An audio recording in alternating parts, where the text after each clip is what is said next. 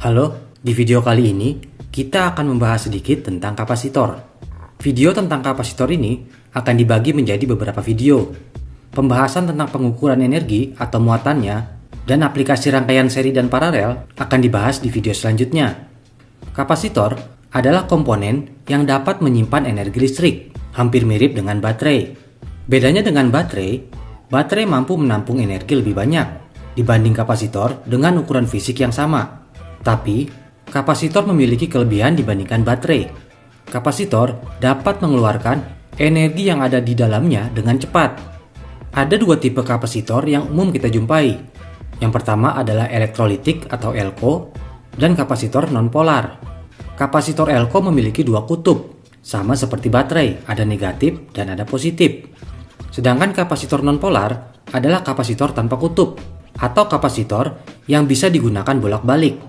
Kedua kapasitor ini memiliki fungsi yang berbeda pada rangkaian, tergantung aplikasi yang diterapkan. Dalam diagram atau skematik, kapasitor dilambangkan dengan dua garis atau dua plat. Jika ada tanda plus atau salah satu garis yang melengkung, berarti yang digunakan adalah kapasitor elektrolitik atau elko, di mana garis melengkung adalah kutub negatif.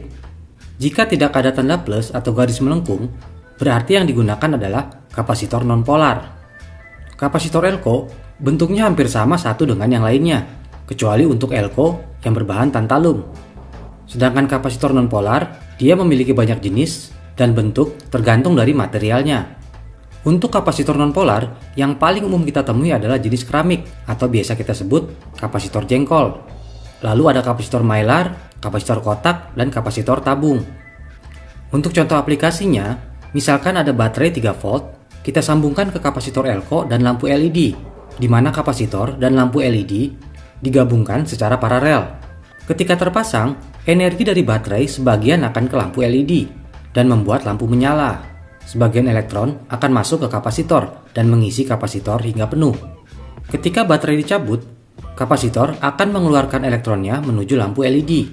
Lampu akan menyala sesaat hingga energi pada kapasitor habis. Jika tanpa kapasitor, lampu LED akan langsung mati. Kapasitor dibedakan dengan tegangan atau voltase dan kapasitasnya. Untuk kapasitas, diukur dengan satuan farad. Contoh, kapasitor elko 10 mikrofarad 16 volt, berarti kapasitor tersebut memiliki maksimum tegangan normal sebesar 16 volt dan kapasitas energinya adalah 10 mikrofarad. Ukuran yang dipakai pada kapasitor biasanya dalam mikrofarad, nanofarad, dan pikofarad. Umumnya, kapasitor elko diukur dengan mikrofarad, lalu kapasitor mylar dan film dengan nanofarad, lalu kapasitor keramik atau jengkol diukur dengan pikofarad. Tapi ukuran-ukuran ini bisa dikonversikan satu sama lainnya, karena kita bisa mengkonversikan mikrofarad ke nanofarad dan seterusnya. Besarnya tegangan pada kapasitor tergantung dari tegangan sumber daya yang mengisinya. Jika kapasitor diisi dengan tegangan atau baterai 9 volt, maka tegangan pada kapasitor adalah 9 volt. Jika diisi dengan tegangan 220 volt, maka tegangan pada kapasitor adalah 220 volt. Perlu diperhatikan, sekali lagi, kapasitor menyimpan energi dan dapat mengeluarkan isinya dengan cepat.